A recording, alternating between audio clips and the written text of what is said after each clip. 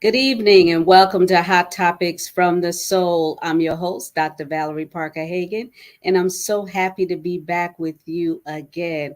I want to say thank you for so many of you that participated in my virtual birthday party. It was delightful. My jaws were feeling so tired and weak and slumpy, and I had a hard time going to sleep that night because it seemed like my jaws were locked from smiling so much. Thank you so much for all your love and all your support. I have my co hosts with me once again, Dr. J.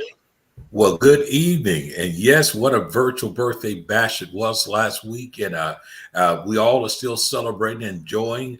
They said it's Libra season, but most of all, it's your national holiday, and we continue to celebrate the years that you have. Yeah, it is exciting. Happy birthday to all the October babies. Yay!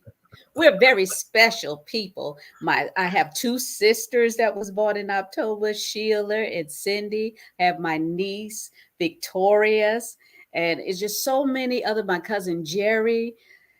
Have a lot It's a of people special month. born in October. It is special. Yes, indeed. Yes, my princess, she's born in October. I have a nephew born in October. I have a niece born in October. I have quite a few special people in my life that are born in October. I'll give some credence to that. That there's some special people born in October. I know, right? It's so much Absolutely. has happened. We took the summer off. So much Yes. went on with us during the summer. I had some losses in my family. You had surgery. Yeah. That was a very Oh scary my goodness. moment. Actually, Very we both had surgery over the summer. exactly. Things unexpected, but we're here today. Who would ever know? But here once again, that the resiliency and the resiliency that is shown, but it's really just a miracle working power of God that that we're here. And we're here excited about making a difference, excited about being able to engage, and excited about the fact of raising the consciousness of our audience and of our society about not only the things that matter, but really getting to that place where we see ourselves as a people of purpose, a people of excellence, a people that can overcome obstacles, and most of all, people who recognize the fact that that there is purpose on our lives, and we have to be deliberate and intentional about that purpose. Yeah, you know what? You said something about being deliberate and intentional. And Hmm. I don't think individuals get it. We have so many people that are leaving here, by death, by suicide. And it's, it seems like it's a blanket of depression that's just come over the earth, and Hmm. it's very disturbing. It's right in our own homes at times. So Absolutely. I mean, what is the message for this hour, for this evening? You being a pastor position and me being in a minister, what would you say to encourage and motivate individuals that are growing through whatever they're Right. going through? Because see, one of the things that deceives that's a deceiver of the brethren is the Hmm. enemy would like you, that enemy, that inner demon inside would Yes. have you believe that whatever you're going through, that you're going to stay in it, that there's no way out. I shared last week when I went through a divorce and then wind up homeless, me and my four children, and a friend of ours opened up their garage because they didn't really have any place in the house for us to stay. But, Hmm. when you find yourself in a situation, when things go wrong, don't go wrong with it. You Exactly. know, being raised, when we was growing up, we didn't have a lot, Right. but we didn't know we didn't have a lot, but Exactly. we knew how to make it through. Grandma didn't have much, but she always seemed to be able to pull out a dollar out of her bosom. Well, I'm telling you, I used to call it the magic treasure It'd be because it like, looks like you always should go in the bosom, and there it was, and yeah, it's amazing. My like here grandmother, you go, baby. yeah, it's my grandmother will be saying she didn't have it and coming out of her bosom with it at the same time. Like, well, I ain't got that. Things are hard. I ain't got that, and there she goes. She's coming out with it. But they were resourceful. They, Resourceful, and we're in a land of plenty, so that mhm. the opposition that individuals are facing now is the fact that they want to be like the Joneses. They want to have what everybody has because they're watching television and all this. I hate the reality TV shows. I hate them with a passion because it brings a false sense of A what a reality. relationship is, what love is. They think if they're arguing and fighting with their spouse and then making up, having wild sex, that's love. That is not love. No, you Oh, hit we some. going all over the place. I don't know how we got to that stage anyway, but we just talking tonight, and hopefully it'll empower and inspire someone tonight. But getting back to Dr. J, that this Mhm. blanket of depression that's gone across the earth, where individuals are so distracted that they have lost hope and in themselves, and things around them, because the economy seems to be crashing, jobs are going, they said there was a lot of jobs where people are looking to hire individuals, but yet I saw in the news today that jobs are dissipating, and there be, why? Because they're being taken over by machines. If you don't want to go to work, they're going to have a machine do it. Yeah, we are living at a very interesting crossroad in our time in Mhm. history. On one end, you'll hear about we have the lowest unemployment rate in the last 50 years. And yet and still we have inflation that is going crazy.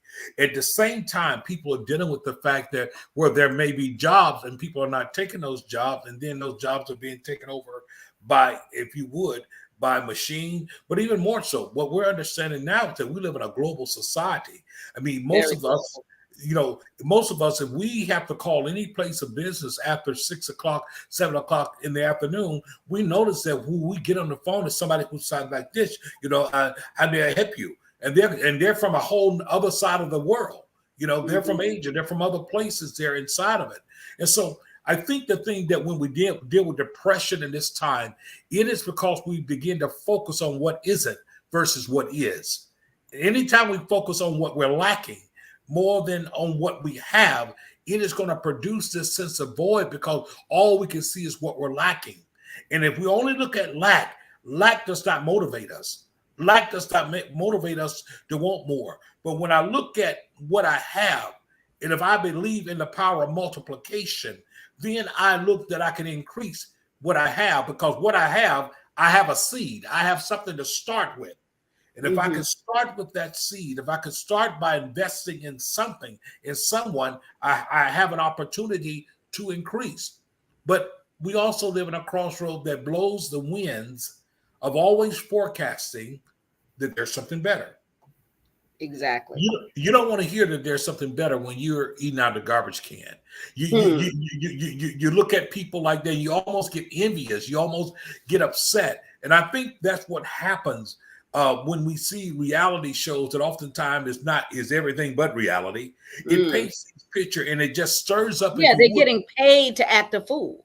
Yeah, and it stirs up the lust inside of people's own imagination to want what these people have or do what these people do, and we just miss it from getting back to basic things.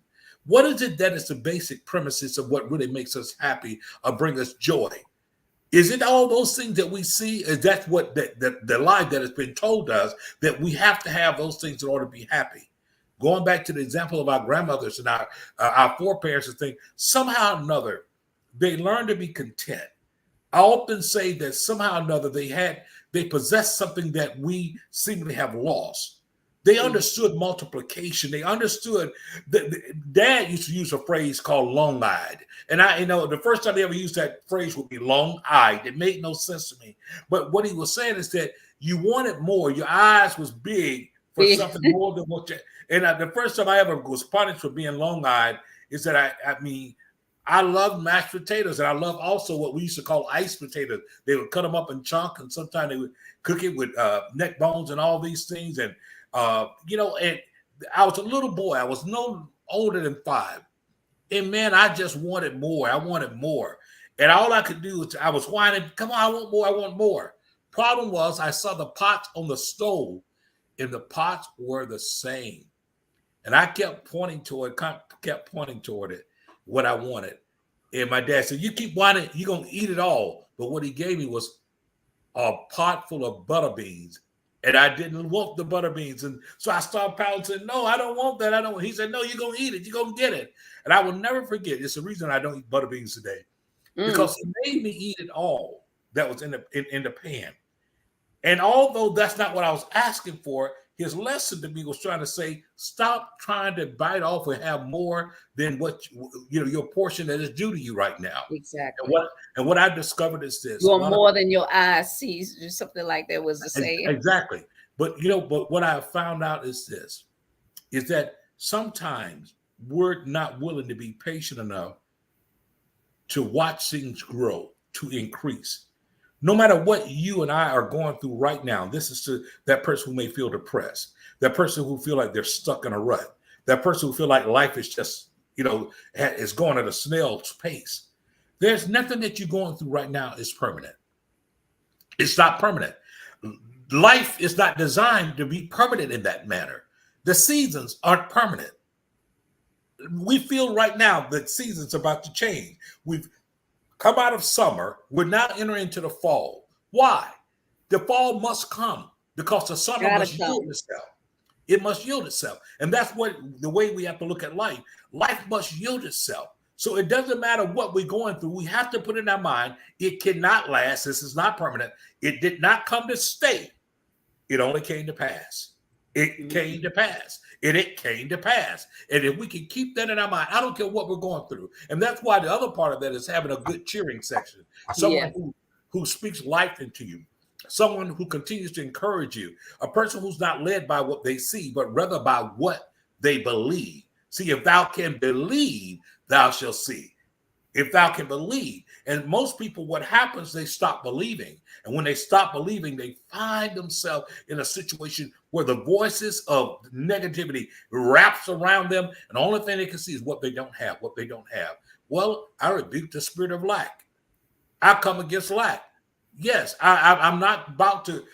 I'm not about to submit myself to not having anything, because in my heart and my mind, I've already laid claim on the fact that I'm coming out of what I'm going through, that my greater portion is here. I believe this with all my heart, Dr. Val. I said this last week to you. I believe that the rest of my life will be the best of my life. Yes. Yeah, and Why? the word of God promises that our latter would be better than our former. But the thing is, we have to keep moving. We're going through a storm. We don't stop in the middle of the storm. We try and get up out of the rain. Exactly. And so we keep going, we keep moving forward. And that's what we have to do in this day and time. Society, and the other thing, we have to learn to tune out things. Don't overdose on negative news all the time. If you notice, it's a 24-hour news cycle.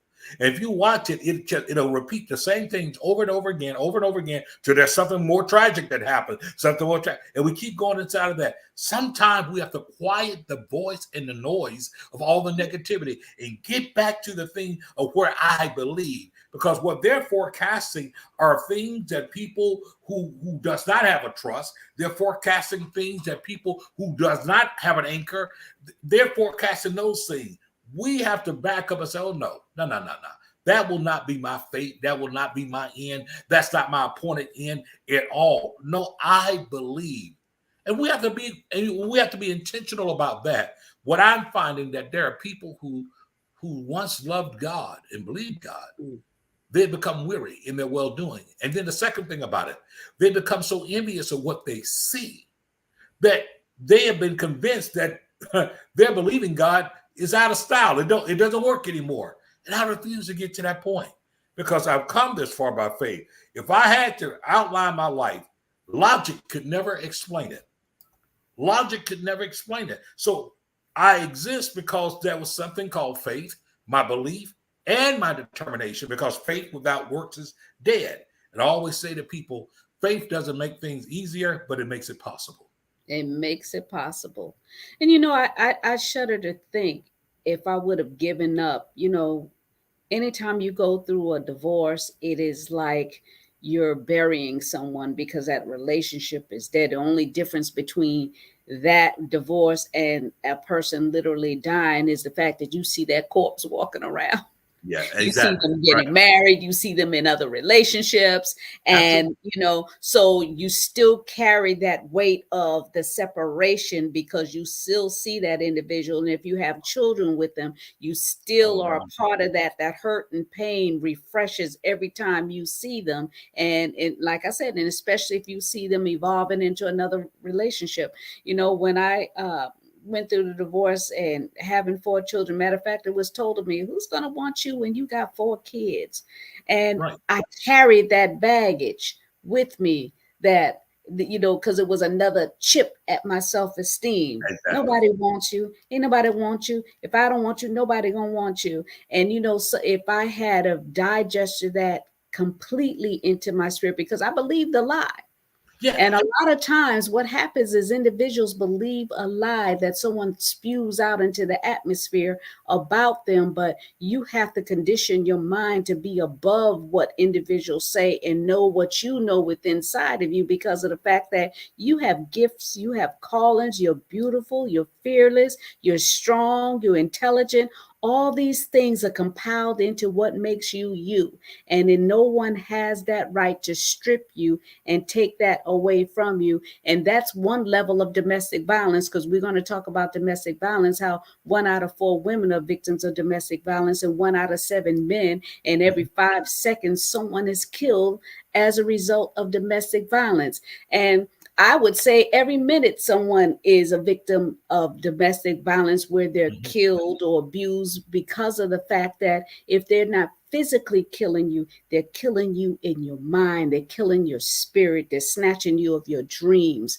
And so this is why, you know, I often say domestic violence doesn't take a holiday. It doesn't take a break. It's No. happening continually. And I'm so glad that I was able to have the courage to come out of that situation. It took me 17 years out of 19 years of being married, but I didn't know it existed. Nobody really knew that Mhm. it was domestic violence until the O.J. Simpson case. Then some Right. light shed on domestic violence, and a whole new realm opened up. And just like breast cancer, no one knew about breast cancer until a celebrity got it and started Mhm. talking about, I have breast cancer, I have brain cancer, so all these things. When Sarah Fawcett did that spill on her Mhm. life when she was dying of cancer, I think that opened up a whole new realm, of faith and courage for a lot of individuals. So, and I say, when you're going through a storm, find someone that will walk you out of it, not, condemn you in it. Exactly. Exactly. Dr. Val, I like looking at life through the optics of seasons. I like Mm, looking at life through the optics of chapters in books because every one of us at some given time then we might be in. If you encounter somebody who's in their winter, where things are rigid and cold for them, perhaps struggling, perhaps they're down and depressed, perhaps they don't seem to be able to make ends meet, you can define that person as that's who they are, or you can walk alongside and believe that that's only who they are at the moment.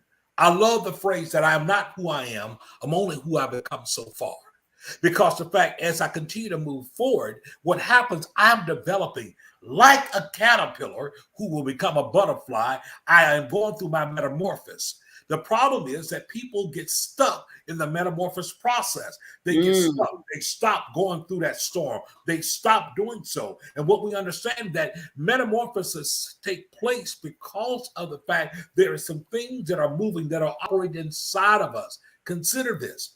It was Romans 12 and 2 that said, and be not conformed to this world, but be ye transformed by the renewing of your mind. And it's so interesting that that word transform comes from a Greek word metamorphosis, where we get metamorphosis. And so it goes back to our mind, the condition of our mind. We understand that struggle, we don't like struggle because struggle always seems to be that opposition where we got to push through some things. We got to go through some things. We got to push through some difficulty. The turbulence is there. Wind is coming at our face and we don't mm. want to push through. But we have to push through if we're going to Have ever get to. a breakthrough. There's no breakthrough unless we push through. And so we know this. Science have taught us this. The bumblebee, we have learned that the bumblebee, even in its metamorphosis, even when it's in its somewhat of a sack of a cocoon, you have to allow it to have its own process. It has to struggle to get out of it, because in the struggling, what happens is all the juices that are meant to go to its wings then begins to be allocated because the struggle was there. The boy who made the great mistake of seeing the bumblebee struggling in the midst of his cocoon, in the midst of it, when it got scissors, slit it, the cocoon. Yes, the bumblebee came out, but the bumblebee could not fly. Why? Because the fact all the struggle was supposed to produce was the juices, the fluid, if you would, the energy, the propellant to go throughout the body that then would have given it what it needed to be able to soar. And what I'm saying, until we go through some difficulties and realize that we can go through the difficult, that is where our strength is. Our strength is there. That's where our elevation is. It is there. So we cannot fear opposition. We all go through it. We don't have to apologize to opposition. We don't have to apologize because we're going through anything. No, let's go through it. And don't compare yourself to others when you're going through things. People will put on fronts and you don't know what they're going through. That's why it's so Exactly. important to be transparent, because in fact, listen, we might be smiling, but you don't know what I went through before I got here. We might be doing all those things, but I know what I went through to get here. And so the encouragement to people is this: don't fall in love with faces, but Hmm. rather fall in love with the experience of going through, of going through determination. So the wind is blowing at me, but I'm going through it, and I'm going to get through it. And I'm going to talk about it when I get through it, because the fact that it's a mindset. So I like what you quoted earlier. When things go wrong, don't go wrong with them. Don't follow it. Don't go wrong with it. Continue to look forward, continue to look ahead, continue to make it your day that I'm going to be intentional and deliberate. And if you have to start off by doing it one thing at a time, one thing at a time, do that one thing consistently. Hmm. Do that one thing consistently, because consistency, it is what proves things. When we're consistent, that's when things move. When we're consistent, the trick of the enemy is to get us to stop and go, stop Yeah. and go, stop and go, and we never gain momentum. But listen, we have to understand this: what we're living, it is not a sprint; it's a marathon. Hmm. It's a marathon. No marathon runner starts off just jettison from the block. No, they understand I've got to pace myself. I'm going to pace myself because the journey is long, and the journey is. And the thing I've discovered is this, Dr. Val, that the journey, if we really are connected, part of the journey, and I've learned this from watching people who walk and run, and people who work out, and people who do those things. Did you not know that the right shoes make a difference? Yeah, see, the right shoes make a difference. Nobody goes to climb mountains wearing beach shoes. You can't climb mountains wearing flip flops. You cannot climb the difficulties in life with the wrong shoes on. But this is what I do know, that God prepares us and He gives us the right shoes for the journey that we're getting ready to go through.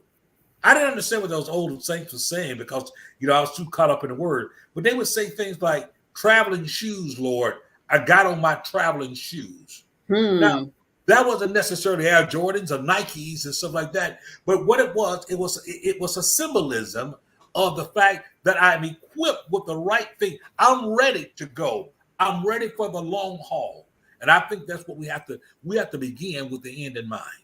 Yeah, we have to learn how to shift when things are happening to us, Exactly. because of the fact that, like you said, we're just going through it. It won't last always. And, No. individuals, men and women, are out there looking for love. Children are looking for love. But, in order to be loved, you got to first love, show love to individuals, to be kind. Folks Yeah. not kind these days, Dr. J. I'm No. like, there used to be a time where you would see a senior citizen coming out of the grocery store or something and just struggling with the girl. You'd be like, "Can I help you?" This, Yeah. you can't do that. Well, people don't do that anymore. Right, right. You We know, become that is sympathetic. myself and I. I know my neighbors all around me. You know, I speak to them until they started speaking back. And then now they know my name, they know my husband's name and stuff. And Right. that's what we do. We build a fortress around us of people that will look out for us and we look out for them. They know when things are off at my house. I know when something's off at their house. I'll Mhm. text and say, hey, is such and such is open. My neighbor across the street is notorious for running out with the kids and leaving his door open. I was Oh like, no. who does this in this time? And I said, you know, you left your door open. And then a couple times I couldn't get him. And I just went across the street, just shut the door because I was like, I Absolutely. came back as I saw the door still open and the car was going. I was like, I'm gonna shut the door. It was wide open. And then when it came out, I said, you know, you left your door open. They was like, you did? Really? So we need to begin again to be our brother's keeper. Look out for one another, you know, so that when there's something going on with you, someone will knock on the door and check on you. And I'm talking because there's a lot of people that are single living by themselves and they Absolutely. go and come in from work and they shut the door and they're alone. Exactly. If you want to have friends, you must show yourself friendly. And that is so true. And you make mention of neighbors. I will say to you, when I went through my went through my episode, uh, the latter part of May, my neighbors was very instrumental. Very, the moment they found out what had happened to me, it's like amazing how they just into action. I mean, they was ringing my doorbell, said, "Listen, hey, can I get you some grocery? I know that you're recovering." I'm like, "Said I'll be all right." No, I'm getting ready to go to the grocery store. I'll bring you, and I'm thinking they're gonna bring me back maybe some little stuff.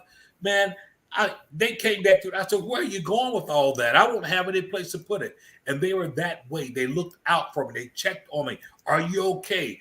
I mean, even to the point when packages would come and they knew I couldn't get them. It's like they would get my package and then call me and say, "Hey, there's a package there for you.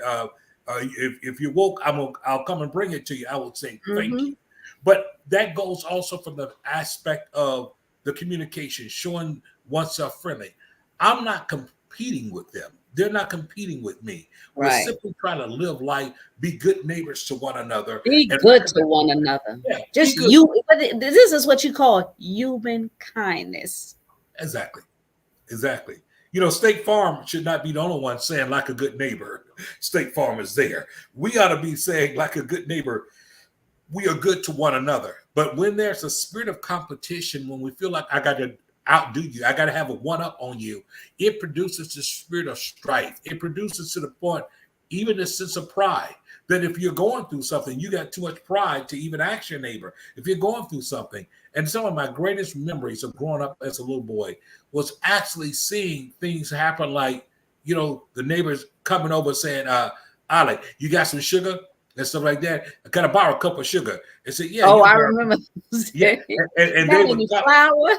yeah, whatever it is, and they would do this whole exchange, and it would be amazing to me because the fact it was what neighbors did, but it also fostered a relationship with us as children because we saw that our parents, they wasn't being fickle with each other. They talked, they communicated. We know their name, they knew our names, and therefore there was a sense of security. It was a sense of comfort because you had resources, you had people around you. In today's time, we have to be very careful. Do we really care about one another? Now, let me share something with you. It's interesting that most folks have to wait till there's a calamity Right. Now, before they I show will say compassion. people are resilient and friendly and look out for you when there's a hurricane or a tornado Exactly. or something. They Exactly. do come, and I really appreciate all of those that are supporting the hurricane victims and, you know, supplying needs and stuff for them. So, and I want to encourage you to go to your local churches or your city halls and see who is sending donations to the distressed areas that have suffered from fires and also from the hurricane. So I want to encourage everyone to do that. You don't have to wait for somebody to knock on your door and say this and that. You know, be proactive, see where you can help someone. And those are people that are looking for love and stuff. Sometimes you will find love just by being kind to someone. Exactly. And it's interesting. I always believe one of my daily prayers is, God, make me an instrument of your love. Make me an Yes. instrument of your love. Yes. That make me, let me be the answer to somebody's issue today. Help me, God, to be there, whether it's in word or in deed. It was Saint Francis of Assisi who said, preach the gospel, use words if necessary. That was always a profound statement to me, because the fact what he was saying, it is not in the many words in which people feel the gospel or the love, but it's in actions, it's in deeds. And that's what happened. Uh, this afternoon, as tired as I was, I'm running by the cleaners, pick up things from the cleaner, drop off things to the cleaner, and I'm hungry. I'm like, I'm not going to cook tonight. I don't have time to cook tonight. So I go get some food. And I had gotten my food, had paid for it, was about to walk to my car, and I heard a lady say, "Hey, sir," she said, I'm homeless. I've been in and out of the Lord's place. So you have anything that you can give me to get something to eat?" And I immediately said, I said, "Ma'am, I don't carry cash, but if you would like something to eat, step up here to the counter, place your order." Mm-hmm. As she placed the order, the young lady who had just waited on me looked at me like, "You gonna pay for this?" I said, "Yes." And I paid for it there. I think the young lady smiled, because what the lady, the homeless lady ordered was more than what I cost more than what I had just ordered. But the thing about it, I don't know her name, don't know who she is, but you know what? Right. I do know this much, that she had a meal tonight. Yes. She had a Yes. meal tonight, because of the fact, listen, at the end of the day, I don't have time to vet her. I don't have time to say, well, how long you been homeless? I know that you've been homeless. And so how did you become homeless? No, no, no. I didn't have time for that tonight. And neither did she need that tonight. She looked tired. She looked frustrated. But you know what? The fact that that lady could sit there at the bench outside that place and eat and have a meal speaks Mm-hmm. volumes. Now, I don't Indeed. know. I don't know whether I was planting or watering, but I know it's God that'll give the increase. And Amen. Amen. that's what We gotta look at, by the grace of God, there goes I. Had someone not open up their door to me, Pastor McBride, he's deceased now, but had he not opened up his door, him and his wife at there said, we don't have room, but you can come here. I didn't yes. say, if I can't go inside, I'm not going. No, I had to make do because I had nowhere to go. And it was four children looking at me. And I Wow. made a promise to them. I said, this is the where we are right now. And Yes. I think if parents would communicate what's going on with their children, not to the level where they get them and they say, hey, this and that, I tell them on, but say, this is only temporary. And I promise you, like I said to my kids, I promise you, if you do what you're supposed to do in school and stop all that fighting, because I had the kids that used to fight in the back seat that don't look at me, stop hitting me, why are you touching me, this and that. I said, if you do what you, mommy can focus and I will get us out of this situation. Yes. And they began to smooth out because they were like, okay, this is my only source right here, so I need to check myself.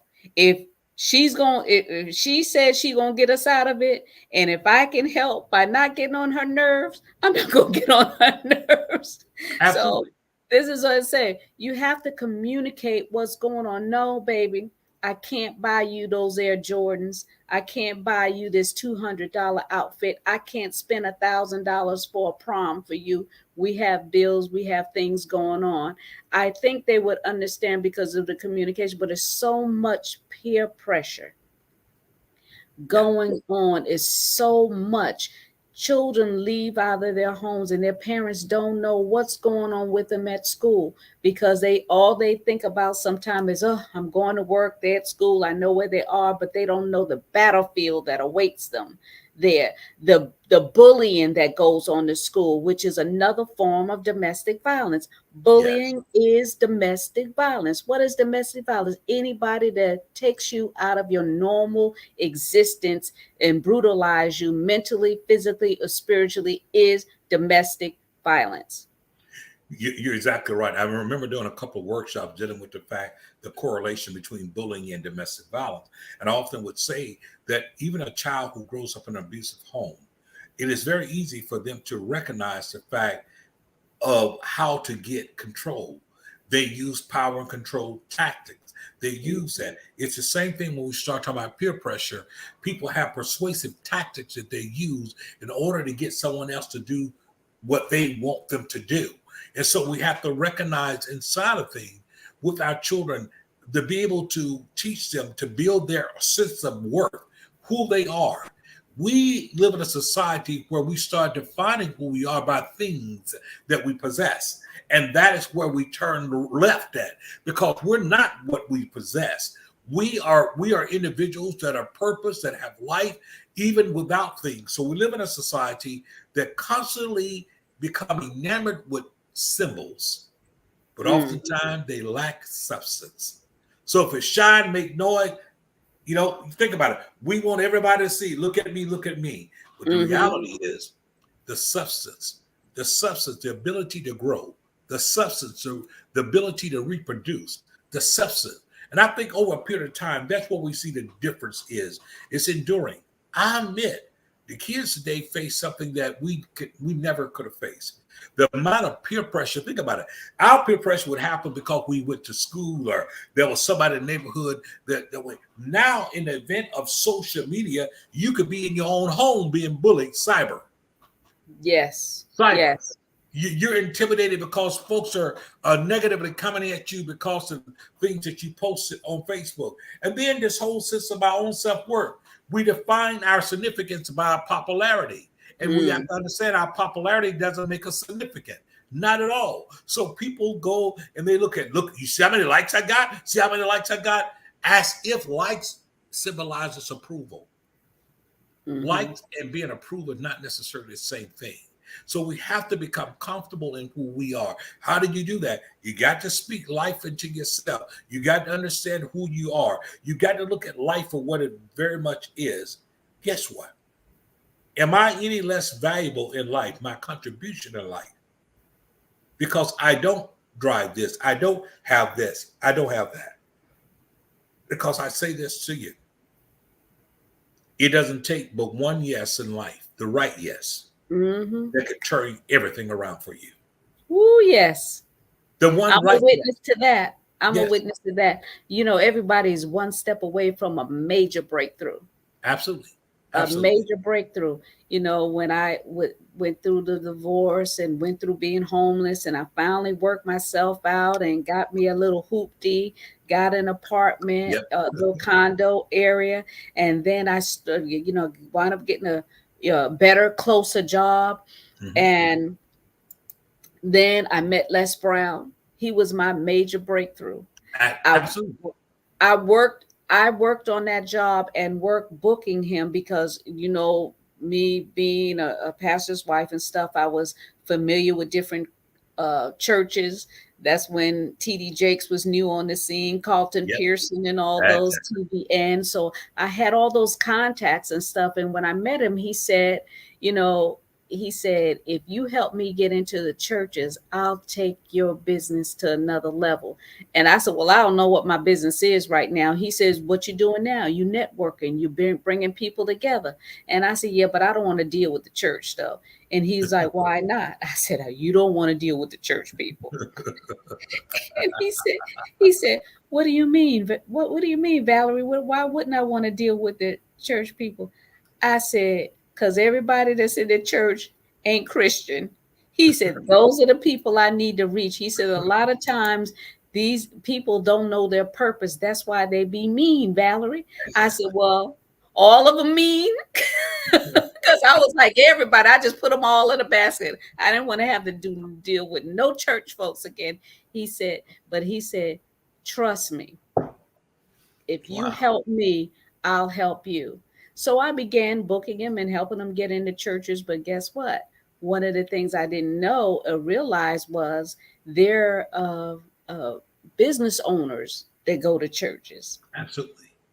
They're presidents of companies, big companies that go to That go to churches. church. Mhm. So by me exposing them in there and being on site and, people coming up to me wanting to book him, that's when my booking, and I started my speakers bureau, and all Right. that just started rolling, and I started evolving and being more so where I am right now. I never envisioned it for myself. I was a single mother trying to feed four children, and Yes. I was doing what I did naturally. I like talking to everybody. Yes. Like, Yes. if I can help you, I'm going to help you. If I know somebody that can help you, if I can't, I'm going to make that connection. And I just simply did what I normally do, help people. And And that led me into meeting one of the master communicators, of our the times. top Mhm. 5 speakers in the world. He is a legend. Absolutely. He is a Absolutely. legend. His And I name. never saw or envisioned that for myself. Exactly. I mean, you're talking about a person who's considered one of the grandfather of motivational speaking, and inside of doing that, simply you being at the right place at the right time, Yes, and even him seeing your work. In other words, he saw what you could bring to him, but in by the same token, he saw what he could also bring to you. And that's what exactly. I'm saying. Sometime in life, I always say to people, we meet at different crossroads. We meet at different times. That's why it's so important to examine yourself. Why did our path cross? I often ask that question today because there's no such thing in God as coincidence. As coincidence.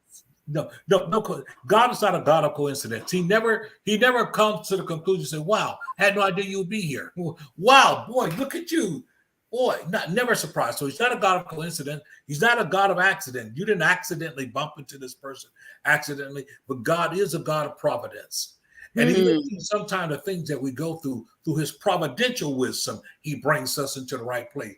Through his providential wisdom. And what I've discovered sometimes, it is in my rejection that sometimes that God brings me to his provision for me. It's in my Yes. rejection that really in the rejection, God said, "No, I'm not rejecting you. I'm really protecting you." So Hmm. I was the reason why they said no. I was the reason why they walked away. I was the reason why they turned their back because I had a better plan for you. And if you had stayed there and accepted that, you would have never been able to get this. If you had stayed there after they did you that way, no, no, no, no, no. No, you would have never been able to get what I really had for you. So once again, adversity introduces a man or woman to themselves.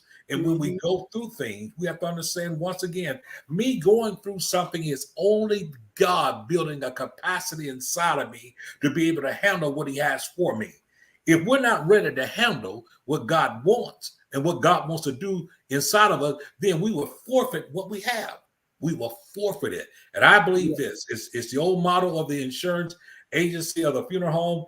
Is better to be prepared and not have an opportunity than to have an opportunity and Opportunity not be and prepared. not be prepared. And so we have to understand, well, where my preparation come from. My preparation come from my experiences. Hmm. Hmm. What have I experienced? I've gone through rejection. I've gone through hurt. I've gone through pain. I've gone through being told no. I've gone through falling short. I've gone through failure. So what else you got to throw at me? I've gone through those things. I understand what it is to start all over again. I understand what Woo! it is to Yes. survive things that I've gone through. I understand. And out of all of that, and people will look at your life sometime, and I don't care how much they want to criticize, but when they see that that you have been resilient, that you have withstood some stuff, and that you look here, you listen. It's like the old Weeble Wobble doll who was growing up. We will wobble, but we don't fall down. Listen, listen. We still come up. You hit us, we back up. You knock us down, we back up because we've learned resiliency. We Yes. learned that. Listen, no is not permanent. No, no. There are certain things that is simply not yet, and I'm Hmm. thanking God for the not yet in my life. I thank him that he Hmm. didn't let certain things happen when I wanted them to happen because I would not have been ready for them. I would not have had the capacity to walk it out. And I believe that in the season that people are going through struggle, God is building capacity. There has Yes. to be a stretching, an expansion. And I think every woman who's ever had a baby can say amen to the fact that, listen, when you're pregnant, there's going to be some expansion happening. There's some Ooh, stretch Lordy. because the fact you got to make room, and it's making room because whatever it's going to be birth, it's got to be the capacity. You got to have the capacity to carry it. And in that birthing, there's never a birthing without pain. There's never a birthing without pain. And so we go through the pain, but that's because we're in the birthing seasons of our life. We're in the Yeah, birthing. we're gonna go through some more things. These Yes. next couple of years, they are gonna be rough, but Yeah. you can go through gracefully as long Yes. as you have the Lord on your side. And you be like, well, Dr. Val, I'm not a Christian. I don't believe in all that stuff. But you know what? When you have you, that's worth the fight. Absolutely. When you have you, it's worth getting in the ring and swinging until you come into a higher vision of yourself, because of the fact that it's not over, like Les Brown says, until you win. So Amen. you have to have the will with all to get in the ring, which brings me to voting. November 8th, we're going to be voting. Now, those of you who have not registered for your voters ID card, today was it, right? Today was the last day. No excuses. Should be no excuses for you not to be a registered voter. And those of you that are registered voters, get to the polls and vote. Early voting will start here in another week or so, and another couple of weeks or so. Yeah. And I'm going to encourage you to early vote. Now, there's been a lot of things that happen, and it's no more than voter suppression. They want Mm-hmm. to cut down early voting time periods. They've cut down the fact of being able to take things to the drop boxes. They've cut down everything. And why is this so? Because of the fact, believe it or not, they don't want your voice to count. See, your vote is the only thing in our democracy that allows you to have a voice. That's why we say your vote is your voice. Your vote is your voice. And so when you are convinced that your vote doesn't count, then everything that you stand against wins. Everything that you don't believe in wins because you have been convinced that your vote don't count. And yet it's still here, the previous election, we had a congressperson, should I say, a congressperson who won the seat by 5 votes. By 5 votes. Yes. Now think Yes. about those 5 people, those 6 Right. folks who Yes. sat at home and didn't go vote. They were the Mhm. difference between that person winning 5 votes. 5 votes. And we see this happening over and over again. But what you must understand, the reason we're seeing the voter suppression is that after what happened in the 2020 election, the largest turnout, Mm. the largest turnout in America's history of voting, the largest turnout. And guess what? Because the establishment person did not win, they tried to accuse voter fraud. Everything was wrong. Look, we saw what happened on January 6th of Mm-hmm. 2021. We saw Mm-hmm. what happened. We saw America almost being taken over like a coup. We saw the fact of rebellion against democracy. Why? Our vote's supposed to be our voice, but we had a faction that says no. We're going to put into office who we want in office, who we want in office, and we're going to silence your voice. And so when they realized that our democracy was still strong enough to stand against it, what did they start to do? 39 states began to implement all kind of voter suppression laws. Tell me, how is it that handing someone water when they're standing in long lines for hours is anyway violating or impacting the election? Mm-hmm. Mm-hmm. Tell me why you want to cut down souls to the poll and early voting, all those things there. When people have a greater opportunity to vote and they're not restricted to just that one day, it can make the world of difference inside of it. But you know what, Dr. J? Mm-hmm. When it was one day, they made their ways to the poll. Right. They made Exactly. it to the polls. So you having 7 days almost to vote prior to the actual day, there is no excuse for you not getting down there to make sure your vote is counted.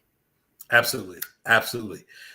The I've beauty. heard so many people say, "Yeah, I was going to get there, but when I got there 5 minutes to 7 on election day, they wouldn't let me in. They cut off the line." Well, you had all week.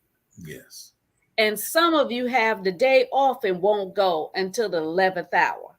Yeah. Yeah. We have to be once again That on chicken. makes me upset. It makes me upset. I used to work the polls. I didn't do the last election, but every poll I used to work. But I stopped working because I figured my voice I could get across to more individuals telling you to get there than me sitting there waiting for you to do it. Yeah. Absolutely. Absolutely. Participate in democracy. It is part of your civic duty to do so. And, When I consider. and it's not Mhm. just for you; it is for your children and your children's children. You see Well, what happened January 6th. Do you want that to be the status quo? Every election we have to go through this. It begins with us. It begins with us. There's no excuses for us not to take advantage of the liberty that was given to us, that our ancestors fought so hard and gave their lives for us to be able to do it. And we're so nonchalant about getting to the polls, doing what we need to do. Somebody's going to win. I've heard people say, I don't like nobody that's running. That may be true.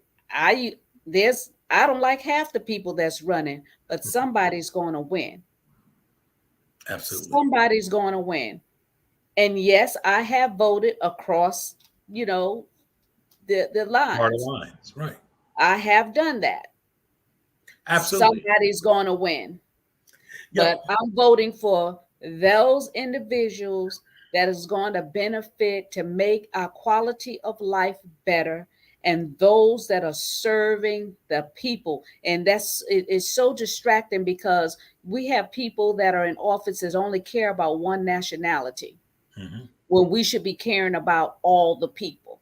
So that's how we need to cast our vote, for someone that cares about all the people. It is absolutely necessary. And that's why it's not a matter of always popularity. We need to understand people platforms. We need to see how does it measure up to our views and our values. We need to be very cognizant of what's going on in our society. Once again, our children's lives and our children's lives is going to be impacted by the things that are happening. If you think things are going crazy now, watch what I'm about to Out say. of control. I mean, today, Mhm. today alone, the phones were ringing, and I mean, the news kept popping up about someone calling into schools in Dade and Broward County saying that there was a shooter on the premises. And then you hear people constantly saying, "Let's defund the police. Let's get rid of the police officers." But then, if you're in trouble, who do you call? 911. And who do you expect to come? The police. Absolutely.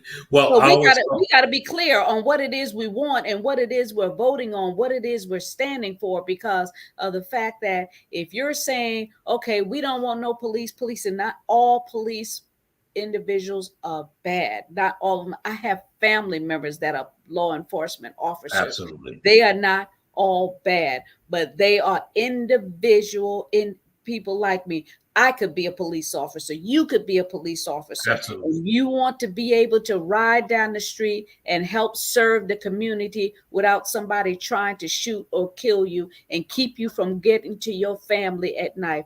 It is just crazy for you to say, let's strip the police officers, let's cut their salaries. I wouldn't go to work if you cut my salary. If I worked in administrative almost my whole career. If you told me you were going to cut my salary, I go look and try and find a job somewhere else where someone would give me what I'm worth. So we got Absolutely. to be clear on what it is we're saying and what it is we're doing. Well, the most ridiculous thing ever was said was defund the police. Defund. That's absolutely ridiculous. What you're saying is defund law and order. What you should be saying is let's restructure the police. As we have seen some things happen in different cities, I know particularly down in Delray Beach and some other municipalities, what have they done? What they've done is this. Inside of their police department, now the police department has brought aboard, if you would, mental health counselors. They brought Mhm. aboard other disciplinaries so that when they're answering certain calls that they might not be the best equipped to handle, they have the right people to be able to go in ahead of time to be able to diffuse the situation because they understand that all situations are not resolved with clubs and guns. Some are resolved through the proper technique, the proper ability to communicate and to work well with the law enforcement officers. We've got to recognize in this day and time, if we're very serious with ourselves, there's a small percentage of bad officers, but that small percentage get a lot of publicity. A lot of publicity. Every time a police officer leaves home, when they put on that uniform, you understand that their family members have no guarantee If they're coming home. if they're returning home. Imagine that. They have children, they have families. My They did, husband's retired firefighter. Every day could have been the last day. could have been the last day. Could have been the last day. And so sometimes we have to pump the brakes on a lot of this reckless emotion. You know, we get hyped. I Defund like this. that. Defund that. Reckless emotion. Yes, yeah, and it's just reckless. No, let's stop, wait a minute, and let's work things out. You know, one of the things that I have opportunity to do is through one of the positions I hold is working with the Office of Attorney General. And one of the things that they have is what they call CPR, Community Police Relations. And I Mm. love this because once a month we get together right now by Zoom, and we have an audience that have children, I mean, young people, have law enforcement officers, members of the community, and there's a subject matter that comes up. And what happens is that we talk about how can we improve community relations. Here's real questions. Here's real suggestive solution. What is it that you see in your community? And we're able to address those things. You know what's the most rewarding part about it for me is hearing young people who, through their eyes, are now able to ask questions, talk about how they feel. And this last time, young people talk about the difference between their school resource officer versus the regular police. And it came Mm. to the conclusion the reason that they was trusting of the school resource officer, number one, because of the frequency in which they saw them. The school Mm-hmm. resource officer eventually began to know them by name. The Mm-hmm. school resource officer could see them walking a certain way and say, "Hey, what's going on with you today? Right? What happened? You're looking sad. You're sounding sad." So inside of that, they saw empathy, they saw compassion, they saw concern that came from them. They didn't see the boogeyman. They didn't see the person here who's going to just make us know. They saw an ally. They saw someone who Right. cares. By, Exactly. by the same token, I believe that because I know quite a few police officers, as you said, many of them I consider great acquaintances and friends of mine. Yes. And Yes. let me say, Yeah. And if you cut them, they bleed. If you pinch them, they say out. They have yep. families. You know, it's just a case. The other day I was walking. I actually had gone. The gym was next door to the laundromat, and I saw the police cruiser pull up, and I was walking. So he didn't know whether I was walking to the gym or where. And he stopped me when he rolled down his window. I knew who he was. He said, "You getting ready to go work out?" Because I looked like I looked around and said, "No, I got some stuff in the laundromat, but it does look like I'm working out. But I am going afterward." He started laughing. He said, "Well, go ahead and work out and everything." He said, "It does the body good." I said, "I know it does." I said, "Well, we may have to put it on rain check this time." This officer and I, we laugh, we talk, we oftentimes talk about what's going on in our community and society.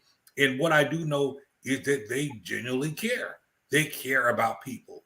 And that's what we have to understand in our society. I'm going to go back to your phrase. In order to have friends, one must show themselves friendly.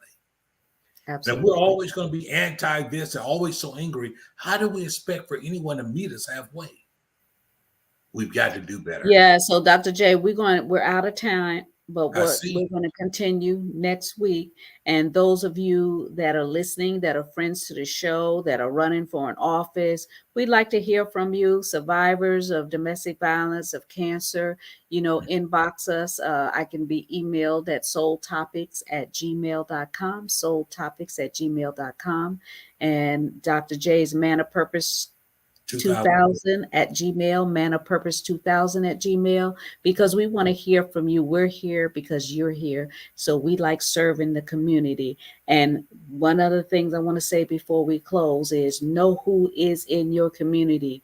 If you've been following me and following the show, I've had several representatives from where I live. I've had the mayor on, I've had commissioners on, because I Absolutely. know who's around, I know who's in my community, and I'm busy like that because I want to be able to reach out and touch somebody when I need them. So you need to know who your police chief, the fire chief, the Absolutely. mayor, you have to know who's serving you, because guess what? I've said this over and over. These people control the monies in our local area. Absolutely. They control the local government to determine how much money is dispersed in our communities. So, again, if you want to be on the show to participate, soultopics@gmail.com and Man of Purpose 2000 at gmail.com. And don't forget to subscribe to the Soul, Hot Topics from the Soul. Subscribe to YouTube, Hot Topics from the Soul. You would bless us so much if you would share the link with your family members and friends. And also our website, mine is from the soulofawoman.com. Woo! I keep Absolutely. getting that on breath, from the soulofawoman.com. And I found out from my dear friend Dwight Pleasure that he had tried to give a donation to my foundation. So all month, I'm doing a fundraiser. This is my Absolutely. birthday month. I'm doing a fundraiser for my nonprofit, the Soul of a Woman Foundation. So you can go there and give a donation. The link is Absolutely. working now. Thank you, Dwight. I appreciate you so much for letting me know that you were not able to give. So he was like, send me your Cash App. So I sent him my Cash App. That is my Cash App right there for those of you that want to contribute in that manner. And also Dr. J's Cash App is Man of Purpose 2000, all in line. You a Man of Purpose 2000 at Gmail. He has a nonprofit, Destiny by Choice. And we look forward to seeing you again with us next week on another Hot Topics from the Soul. Any closing remarks, Dr. J? I just want to say to each and every one, listen, let's make the best of this time. Let's continue to thrive. Let's continue to believe, because I believe when we strive and we believe, there's nothing that we cannot move. So go Yes. ahead, celebrate, and don't let your age be your cage. Continue to go forth and make the best of what's ahead of you. All right. My age, my cage. Thank you so much. Good night and God bless. Good night.